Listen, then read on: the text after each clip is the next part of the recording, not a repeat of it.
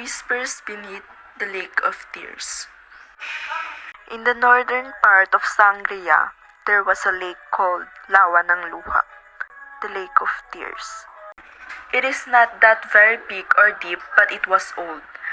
The water was dark and quiet, and the silence made children whisper and elders pray in that town. People said the lake remembered every sad story and it kept secrets at the bottom where no one could ever reach and no light could shine. Celestina Rivera Salvacion grew up beside that lake in a big stone house, the Salvacion Estate. It was originally known for its wealth and power. The walls were covered with flowers as it brings joy to the Salvacion family. The estate has sugar fields, rice mills, and boats that brought goods elsewhere. Don Alejandro Salvacion, Celestina's father, was the owner. He was a quiet man, but when he spoke, people will listen. He built his business carefully, connecting land, trade, and influence that leads to the power in business field. Doña Mercedes Rivera de Salvacion, Celestina's mother, handled the money. She was smart and strict. She didn't talk much, but she still believes that the Padre de Familia is the only one who has the power to control and make a decision in the family. Their son, Antonio Rivera Salvacion, was strong and tall. He worked at the warehouse near the port. He was confident and brave when it comes to handling their businesses. Elena Alvarez, their niece and the cousin of Celestina and Antonio, came to live with them after her parents died in a fire. She was quiet and smart. She managed the rice mills and always carried a notebook to write things down others didn't notice. Celestina was the youngest. She was always surrounded by business, meetings, shipments, and numbers that it doesn't interest. She often went to the acacia tree near the lake. She sat there admiring every piece of the scenery. She wanted a simple and peaceful life, not surrounded by people who just craves for power in the society. People in the town said the lake had swallowed lovers, rebels, and liars. They said it had no mercy in anyone, but Celestina wasn't afraid to it. Besides, she felt connected to it. One evening, as the sun turned orange and the sky starts dimming, Celestina sat under the acacia tree. The lake was quiet and even the birds were silent. But then, a dog barked. She looked at it and saw a man walking in the lake. She went deeper and deeper like something was pulling him under. The water reached his knees, waist, and then his chest. Celestina quickly ran to save the man. The lake was cold and heavy that wrapped around her like sadness. She reached him just as he started to sink. His eyes were half closed, his lips were pale. She grabbed his arm and pulled until they reached the shore, coughing and breathing heavily. Celestina looked at the man beside her. She didn't know his name, not yet, but the lake had given him back and she knew to herself that she would never forget that time. The man stayed quiet for a long time. His clothes were wet, his skin is cold, and his eyes are still closed. Celestina sat beside him watching the sky turn dark. The stars began to appear one after one another. She did not know what to do, if she should call someone or just leave him there. Slowly, the man opened his eyes. He looked confused, like he didn't know where he was and what he just did. "Are you okay?" she asked softly. He blinked, then nodded a little. "I don't remember." "You don't remember what?" Celestina said, as she was confused. "Anything," he said. Celestina did not know what to feel after. The lake had just given her a stranger, someone with no past, no memory, not even an identity. Celestina looked at him closely. He was young, but maybe a few years older than her. His hair was dark and messy. His face is pale, but his eyes are deep, like the lake itself. "Do you want to go inside our house?" she asked. He nodded again. Celestina helped him stand. He leaned on her as they walked back to the estate. The night was quiet. and the only sound was their footsteps. When they reached the house, they walked through the back door as she don't want to wake anyone. She brought him to the old guest room at their house. She gave him a towel, a blanket, and some clothes that used to belong to Antonio.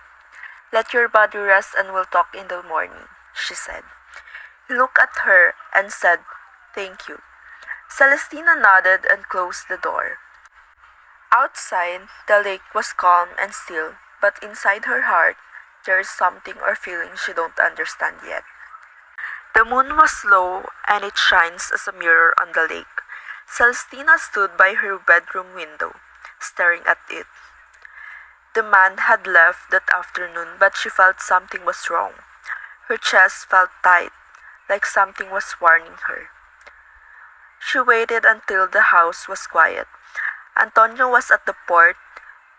Doña Mercedes and Don Alejandro had gone to bed early. Elena was probably still at the rice mills. Celestina wrapped her shawl around her shoulders and quietly left through the back door.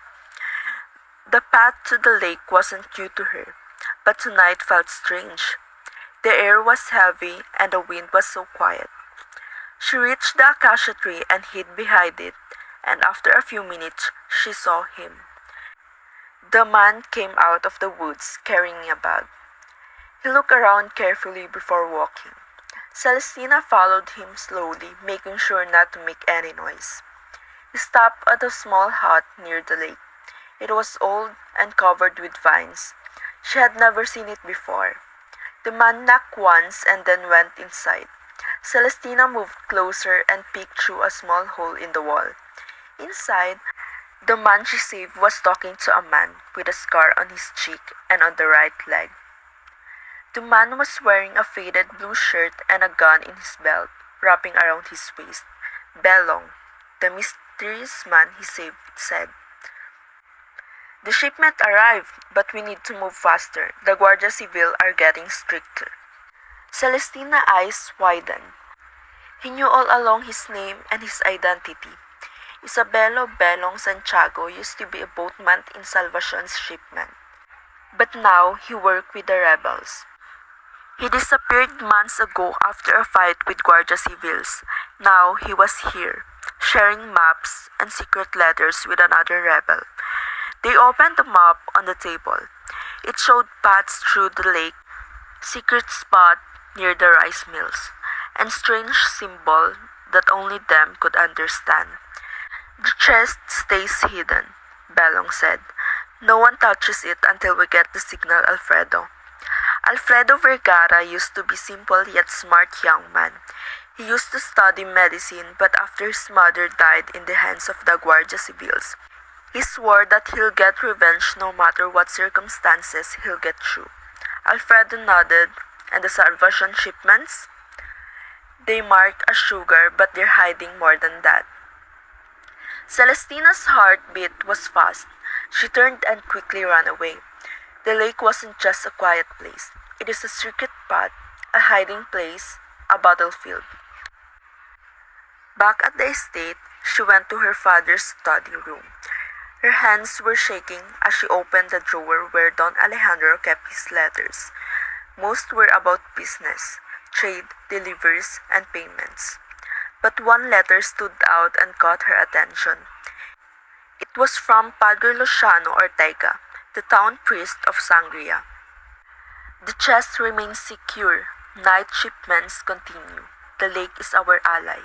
Celestina stared at the words. Her father, the priest, the lake, everything was connected. Alfredo was risking his life and her family was hiding a big secret. She folded the letter and placed it in her bag. The lake had shown her a secret and now it is asking her to choose. Church bells rang loudly in Sangria, sharp and sudden like a warning. Celestina sat up in bed, her heart beating fast. She dreamt about the lake again. Alfredo sinking, maps burning, and voices calling her name under the water. She dressed quickly, her hands shaking as she buttoned her blouse. Outside, the estate felt something was wrong. Servants whispered in corners. Antonio shouted at them. Doña Mercedes walked back and forth on their altar. Then the soldiers came. They marched in rows, soldiers' boots hitting the ground hard, rifles on their backs.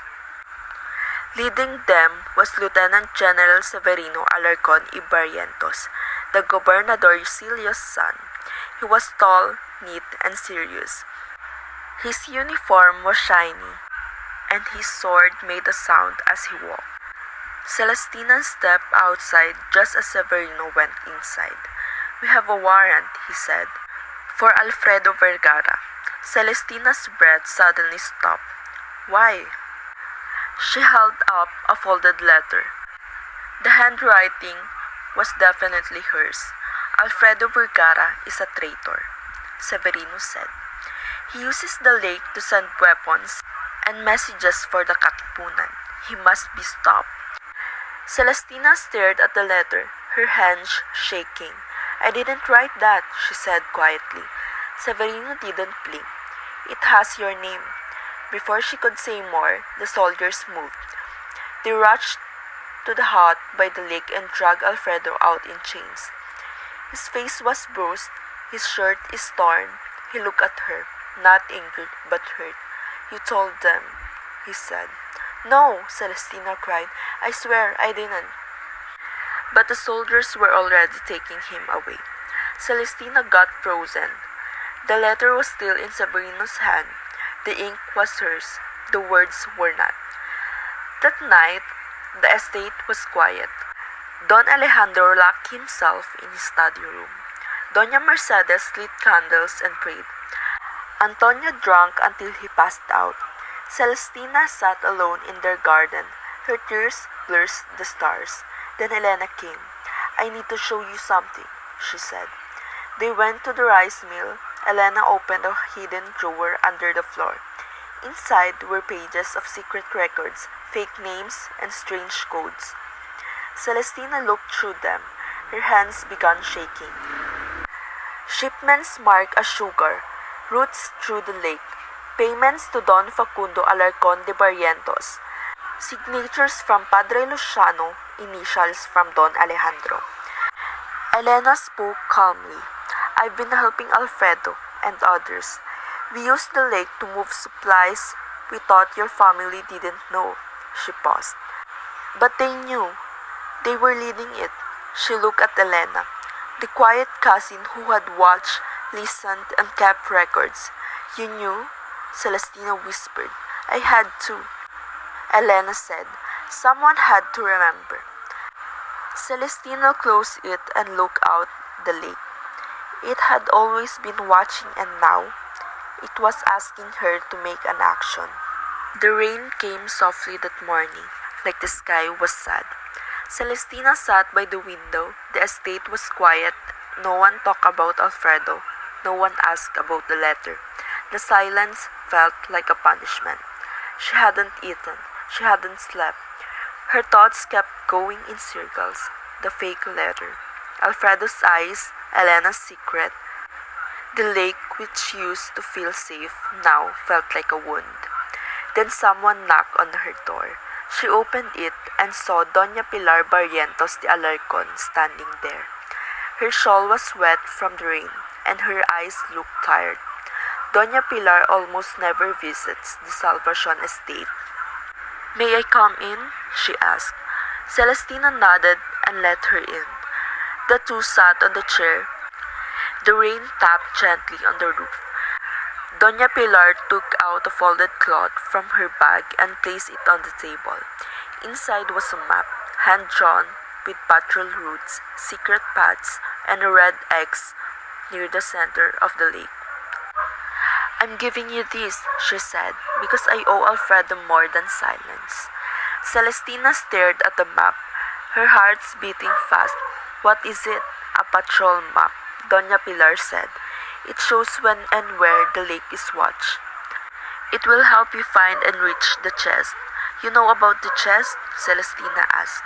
Doña Pilar nodded. "I know everything. I've known for years." She paused, her hands shaking a little. "Alfredo is my husband's son," she said, "born from another woman. A woman he loved before me, a woman he left behind. Celestina felt the world shift. Alfredo is Severino's brother, Doña Pilar said, half-brother. But Don Facundo never accepted him. He left Alfredo to grow up poor and alone, and now he's letting him suffer again. Celestina felt tears coming, but she held them back. Why are you telling me this? Because I wanted to live a peaceful life. A life that there is no need to step someone out in order to reach the top. Doña Pilar said, I want to make things right. She reached into her bag again and gave Celestina a small envelope. This was found in his cell, she said. It's for you. Celestina opened it with shaking hands. Inside was a note, written in Alfredo's handwriting. If you ever reach the lake's heart, remember me. If you ever open the chest, speak my name. I loved you since I first saw you, and still do. Celestina held the note to her chest, her tears falling. Doña Pilar stood up. You have the map, you have the truth. Now you must decide. Celestina looked out at the lake.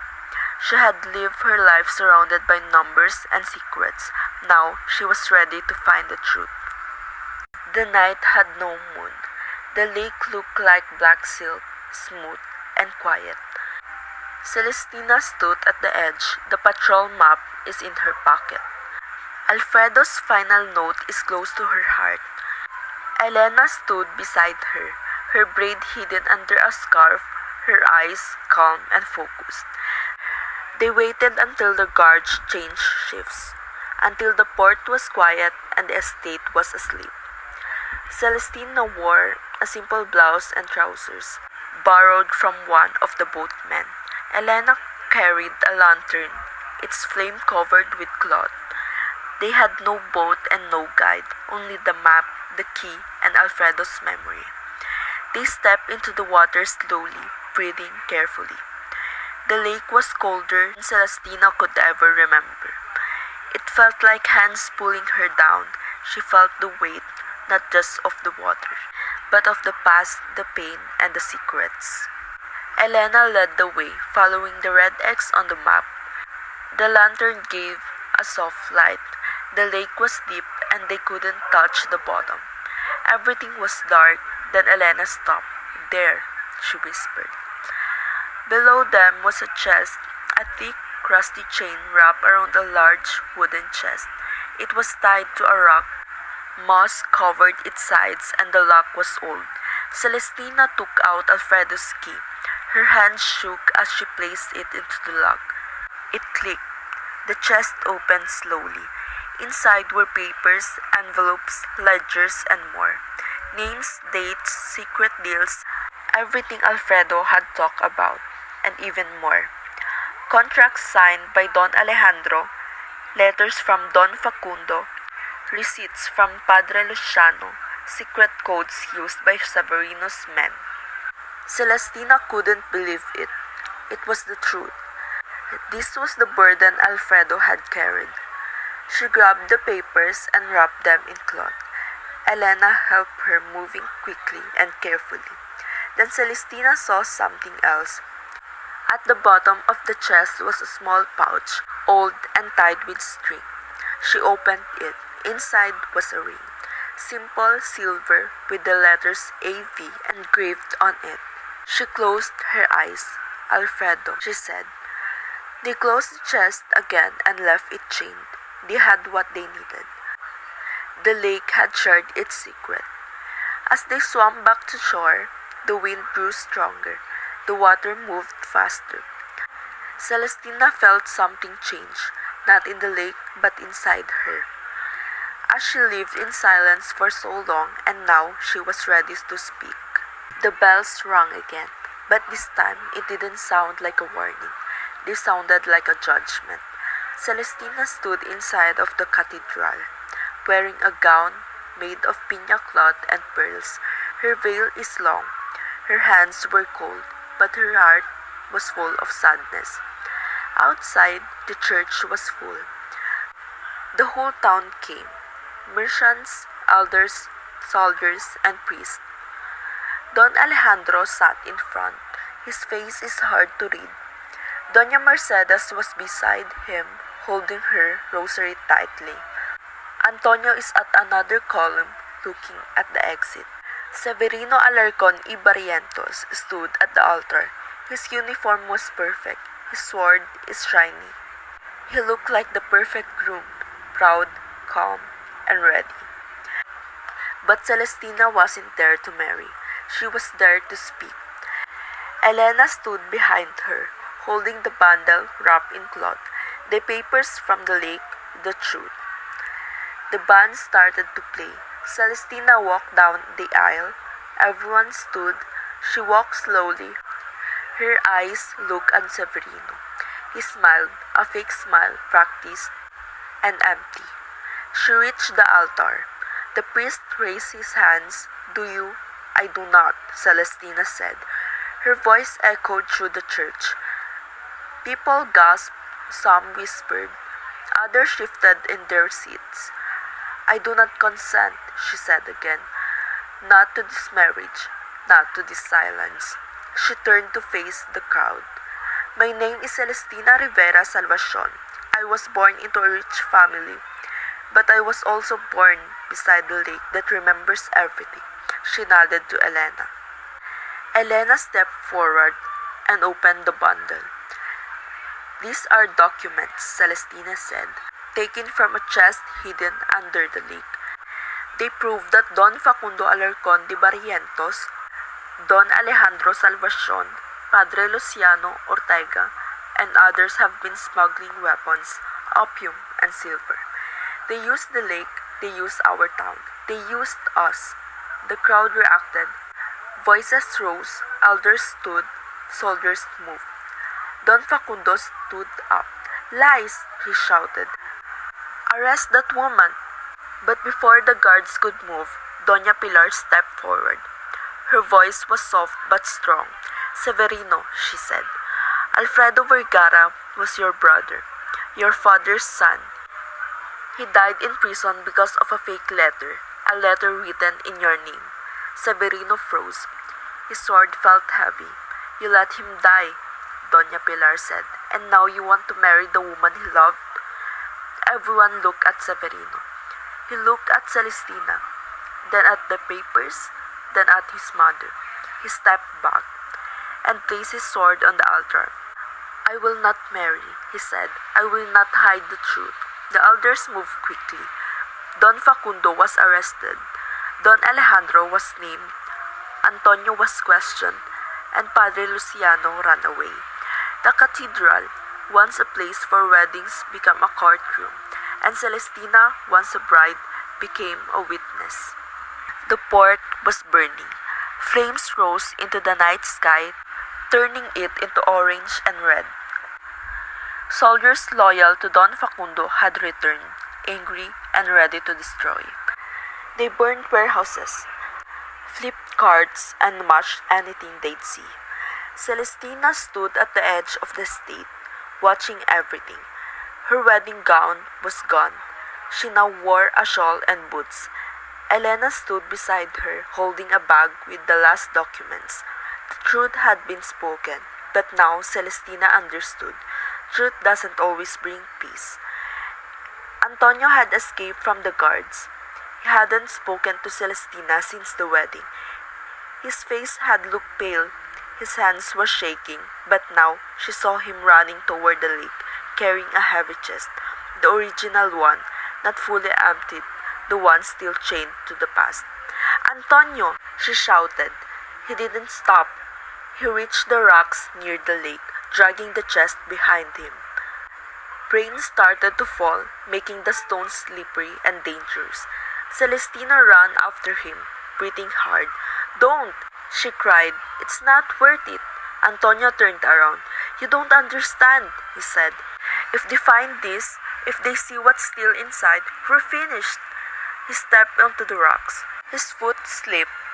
The chest pulled him forward. He fell. Celestina screamed. The water moved quickly and Antonio disappeared. The lake took him without sound. Celestina ran to the edge, calling his name, crying. But the water was quiet, the chest was gone, Antonio was gone. The lake had taken another. When Celestina returned to town, the fires were out. The soldiers had left. The elders were writing names, making arrests, and sealing records. But Elena Alvarez was missing. Celestina searched everywhere, the estate, the mills, the port. No one had seen her. Some said soldiers took her to the mountains. Others said she ran away. Celestina followed the road. Her boots were covered in mud. Her heart felt heavy. She found only a scarf, a blue one. Elena, her initials stitched into the cloth. It was lying beside the road, half covered by leaves. Celestina picked it up and hugged it. Elena never came back. Years passed. The estate was rebuilt, but it was never the same. The sugar mill worked again, but the workers no longer laughed. The port reopened, but the ships moved slowly and quietly. The town learned to live with its ghost. Celestina stayed. She didn't marry again. She didn't leave. Every morning she walked by the lake, her shawl wrapped around her shoulders, her eyes watching the water. Children whispered that she must be waiting for someone to come back. They weren't wrong. She kept a journal, not about business or politics, but about people. Elena, Antonio, Alfredo, even Don Facundo. She wrote their stories, their mistakes, their pain. She wrote what a book never said. She planted white lilies by the lake. Every year they bloomed. One evening, as the sun began to set, Celestina sat on the rocks where Antonio had fallen. The water was calm. The lilies moved gently in the wind. She opened her journal and read out loud. To those who vanish beneath these waters, may your truths rise like lilies. May your names be spoken, even your voices cannot. She closed the book. A cold wind touches the lake, and for a moment she thought she saw someone, a woman with a blue scarf, standing on the other side of the lake, watching. Celestina smiled. She didn't call out. She simply whispered, "I remember." And the lake that is quiet and still seemed to whisper back, "The end."